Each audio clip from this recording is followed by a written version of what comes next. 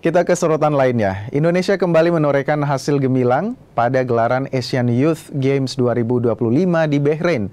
1 medali emas dibawa pulang atlet Indonesia cabang olahraga pencak silat yang bertanding di kelas 51 hingga 55 kg putra. Bertanding di Asian Youth Games Bahrain, atlet pencak silat Indonesia sumbang medali emas pertama. Hasil ini diraih oleh Furgon Habilwinata di kelas 51-55 kg putra usai taklukan pesilat tuan rumah Abdul Qasim dengan skor 81-10.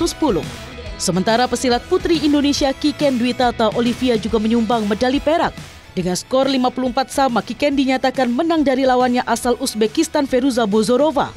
Hasil perak didapat usai panitia mencatat lebih banyak pelanggaran Feruza dibanding Kiken. Maka diputuskan Indonesia layak mendapatkan perak.